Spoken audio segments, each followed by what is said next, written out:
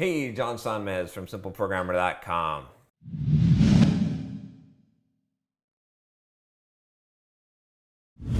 So I got a question about how I bill for my travel. And I'm gonna censor a little bit of this email because I don't want to give away Suresh's total business here in bill rates and stuff. But anyway, I'll try to give you as much as possible here. So basically, Suresh wants to know.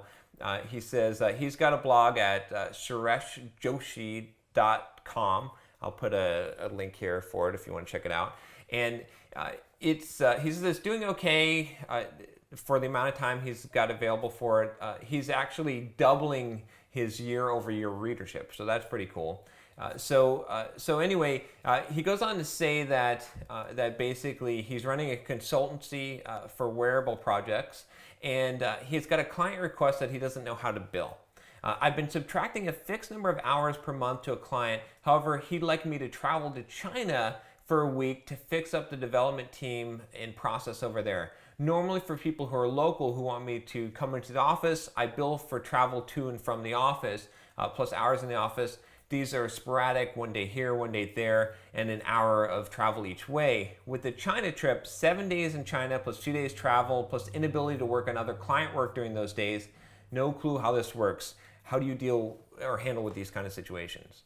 So this is a good question, I think, in dealing with. So I'm going to talk about a couple of things here. I'm going to talk about billing in general as a consultant, especially as a high-paid consultant, and then how travel incorporates into this. So first of all, you know, I'm not going to give Suresh's rate, but he's got a really high rate. I think, you know, because he's very specialized, which is good. Good on you, Suresh. You followed my advice on niching down. So that's good.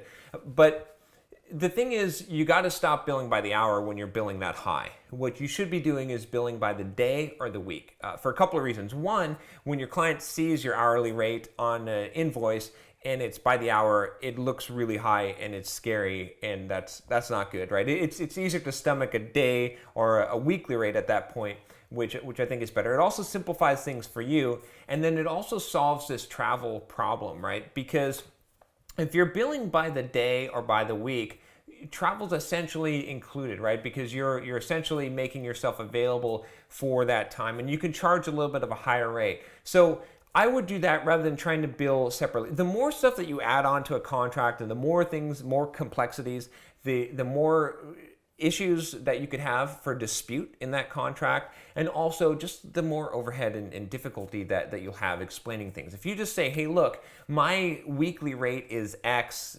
thousands of dollars a week, and I can come to China, you got to pay the travel for me to come to China, but I'm not going to bill you separately. I'm just, you know, you pay travel and expenses and you pay X per week for my consulting weeks, then you can get that much better, right? It's going to be easier. You don't have to worry about the travel expenses separately. It's going to be a lot easier. And if you can do that at a day rate, also, you can, you know, obviously, if you can do weekly rates, that's going to work better. Plus, it also helps you to fill in your week. So let's say that someone wants 3 days of your time. Well, you can offer them a weekly rate, and then you can actually, then they're at the weekly rate, they get 5 days of your time. So, you know, then you're actually billing 2 extra days that you might not have billed before. So there's a lot of things that you can do around this billing. Once you start to get up there in the hourly rates, you really want to focus on the daily and weekly rates, and it solves the travel problem for you because, like I said, it's all included in one package. People feel like they're getting a better deal from you, and they probably are, and then you choose how you're going to spend your time there.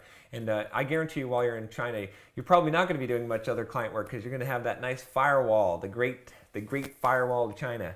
So anyway, hopefully this works out for you. Congratulations on being successful here. You know, it's going to take a little bit of stomach to start doing the daily and weekly rates, but try it out on your next project, your next client, and see how that works for you. If you've got a question for me, email me at john@simpleprogrammer.com. And if you like this video, subscribe. Take care.